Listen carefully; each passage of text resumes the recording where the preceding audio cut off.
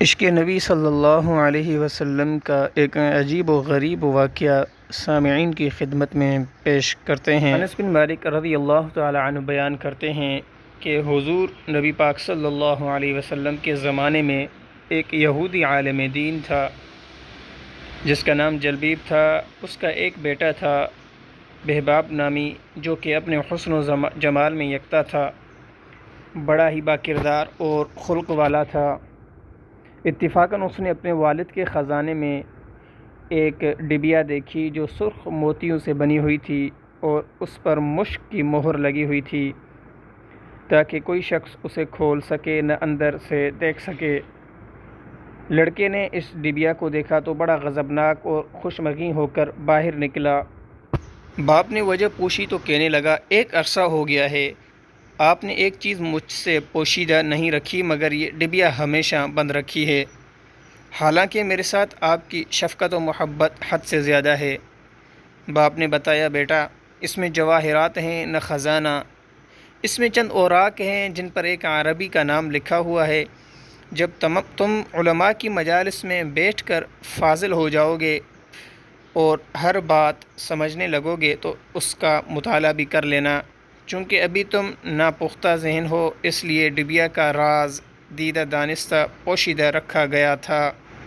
ایک دن جلبیب بادہ نوشی میں مشغول تھا۔ بہباب یہ موقع غنیمت جانتے ہوئے والد کے خزانے میں گیا اور اس ڈبیا کے کھولنے میں مشغول ہو گیا جس کے لیے رازداری سے کام لیا جا رہا تھا۔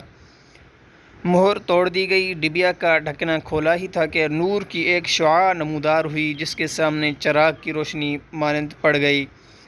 ڈبیا کے اندر دو سفید ورق دکھائی دیے جن پر لا الہ الا اللہ محمد الرسول اللہ لکھا ہوا تھا۔ اس کلمہ طیبہ کے بعد حضور نبی پاک صلی اللہ علیہ وسلم کے اوصاف حمیدہ لکھے ہوئے تھے۔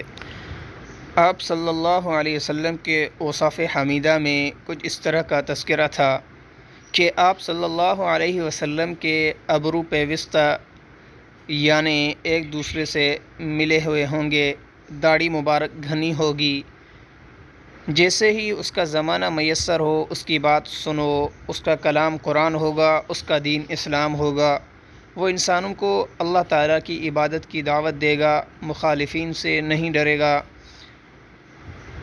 بہباب کی نگاہیں اس کاغذ پر پڑی تھیں تو حضور نبی پاک صلی اللہ علیہ وسلم کی محبت اس کے دل میں اتر گئی۔ اس کاغذ کو آنکھوں پر ملا، چوما اور کہنے لگا، یا محمد صلی اللہ علیہ وسلم، کاش میں معلوم کر سکتا کہ آپ خاکی ہیں یا نوری، آسمان پر ہیں یا زمین پر، دریاؤں میں رہتے ہیں یا جنگلوں میں۔ اس نے اپنی محرومی اور سوگواری کا اس انداز سے اظہار کیا کہ بے ہوش ہو گیا۔ چند لمحوں بعد اس کی والدہ بھی اس کے کمرے میں آئی، بیٹے کو بے ہوش پا کر حیران رہ گئی۔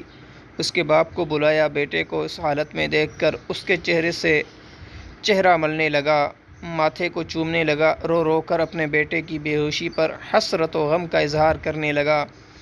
جب نوجوان لڑکا ہوش میں آیا، والدین کو اپنے سرحانے غمزدہ اور پریشان پایا، مگر غصے میں آ کر کہنے لگا، اے والد محترم، تم میری آنکھوں کی روشنی نہیں دیکھتے اور بڑھاپے کے باوجود اس رحمت الہی سے محفوظ نہیں ہوئے۔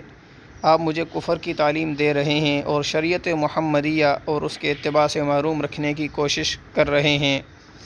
باپ یہ باتیں سنتے ہی غصے میں پاگل ہو گیا، لڑکے کو بالوں سے پکڑا اور زمین پر دے مارا اور زور زور سے مارنے لگا۔ جب اس کا ظلم حد سے بڑھ گیا تو حی بن اخطب، کعب بن اشرف اور ابو لبابہ وغیرہ اس کے سفارش کے لیے آئے۔ انہوں نے دیکھا کہ باپ بیٹے کو ایذا دینے کو پاگل ہوا جا رہا ہے۔ انہوں نے اسے زبردستی منع کیا مگر وہ کسی صورت بچے کو سزا دینے سے نہ رکتا تھا۔ لوگوں نے اس بچے کا قصور پوچھا تو کہنے لگا، اس کا قصور تو سزا قتل کے لائق ہے، جب تک میں اسے قتل نہ کر دوں ہاتھ نہ روکوں گا۔ پھر اس نے بتایا، یہ دین محمد پر ایمان لے آیا ہے، اپنے آباء و اجداد کا مذہب چھوڑ دیا ہے۔ بچے کو تعلیم دینا شروع کر دی، سمجھانا شروع کیا کہ بیٹا، تمام لوگ تو ہم سے دین کی تعلیم حاصل کرتے ہیں، لوگ تو ہماری اتباع کرتے ہیں، لیکن تم ہو کہ محمد صلی اللہ علیہ وسلم کی اتباع میں لگے ہوئے ہو، اسے چھوڑ دو اور اپنے سابقہ دین پر قائم رہو۔ بہباب کہنے لگا، میں نے سوچ بچار کرنے کے بعد ان وہمی اور ان مسخ شدہ دینوں کو ترک کر دیا ہے اور محمد صلی اللہ علیہ وسلم کے صراط مستقیم کو اختیار کر لیا ہے، ان پر ایمان لے آیا ہوں۔ ان لوگوں نے اس نوجوان کو بڑی الٹی سیدھی نصیحتیں کی، مگر وہ اپنے اس نیک ارادے پر ڈٹا رہا۔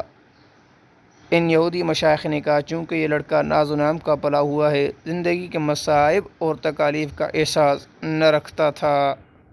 اس یہودی عالم کے بچے سے ہمیں یہ سبق ملا ہے کہ نبی پاک صلی اللہ علیہ وسلم کی محبت، ان پر ایمان، ان کی ذات پر ہم ماں باپ، اہل و عیال، مال و جان سب کچھ قربان کرنے پر راضی ہیں اور اسی کو اپنی نجات سمجھتے ہیں، چاہے ہمارے ٹکڑے کر دیے جائیں۔